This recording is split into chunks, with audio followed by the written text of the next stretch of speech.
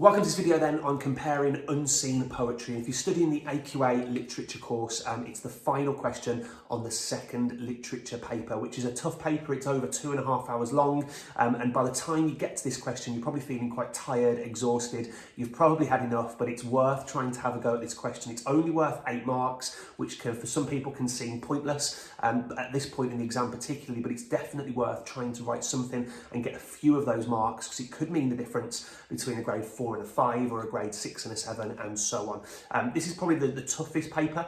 You've got a question on a modern text followed by a comparison of 2 of the poems that your teachers taught you, followed by an analysis of one unseen poem, and then you get to this one that asks you to compare that previous unseen poem to another unseen poem. So it can feel quite tiresome by the time you get to this point, but it's definitely worth trying to bag a few of the marks. The previous question will have asked you to analyse one unseen poem, and if you've watched my previous video where we looked at analysing an unseen poem, we used the poem Nettles. If you haven't watched that, it's definitely worth going through that before you carry on with this one, because this will position you to compare that poem, Nettles, to another poem. And if you have watched that poem, you'll have followed the 3 steps that I gave you in order to get into that poem. It'll be a poem that you've never seen before, probably one that your teachers have never seen before, and we looked at some steps in order to help you to understand really quickly what's going on in that poem. The first thing we did was 3, 2, 1. So we listed 3 things from reading the poem that we definitely know, 2 things we can work out, and then a question that we've got. We backed that up then by sectioning the poem into 3, into a beginning, middle and end section, by drawing 2 lines across and making some notes on what happens at the beginning of the poem, how that changes in the middle and what happens at the end. And then the final thing we did was we highlighted the title, the first line and the last line by topping and tailing. It gives us a little bit of an insight into what's going on. The first line, the last line and the title can give us some really good information about what that poem is about, to enable us to get into it really quickly and understand what's going on. So let's take a look at an example question then for the 8-mark question, comparing unseen poetry. In both Freewheeling and Nettles, the speaker presents feelings about parent and child relationships. What are the similarities and or differences between the ways the poets present those feelings? So that's our question. So in addition to Nettles, we're now presented with another brand new unseen poem, but we're told in the question that there is a similar theme going on, and that is that they're both about parent and child relationships. So the first thing to do is to recall what we worked out about the first poem, Nettles, which if you're in the middle of an exam, you'll have just written an answer to the question about that poem. In any case, it should be quite fresh in your mind. But we need to think now in terms of the focus of this question, which is about those parent and child relationships. So here's a reminder of what we discussed about Nettles, the poem. So we broke it into those 3 sections, and we said that in the first section it was about the child falling into some nettles and injuring themselves. There was some imagery of war, and I've put in red there the relationship between the child and parent in this section is a caring one.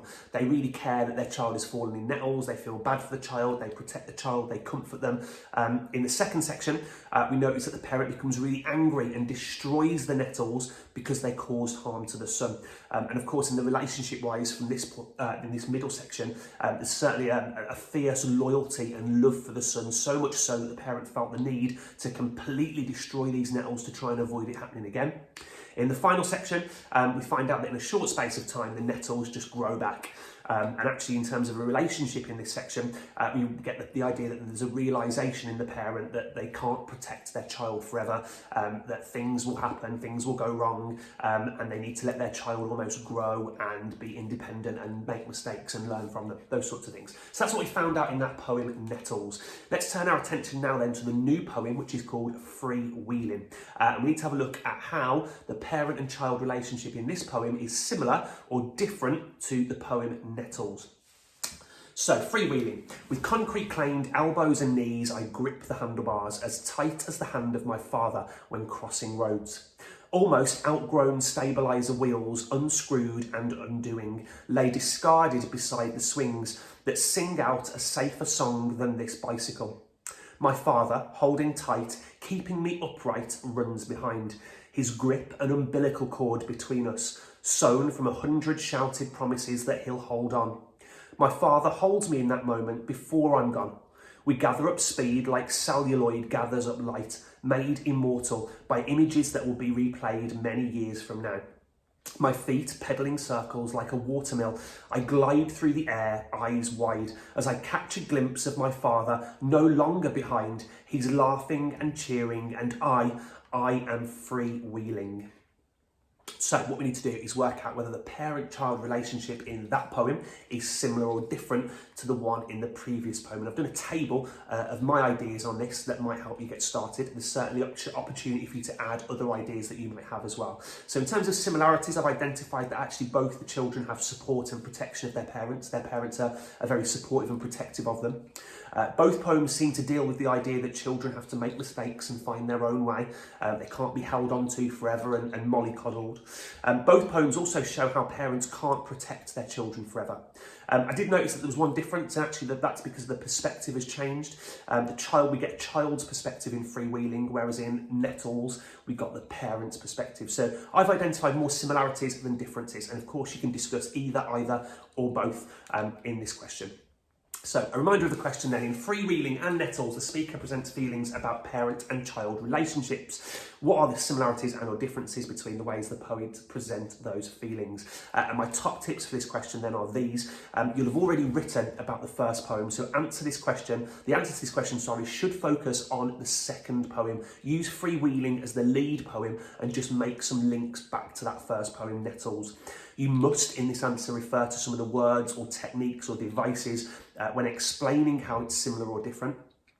You do not need to write out the evidence, but if you want to, if it helps you, then absolutely put the evidence in. But you don't have to write it out. You can just make similarity statements. And there are marks in this question for your use of subject terminology.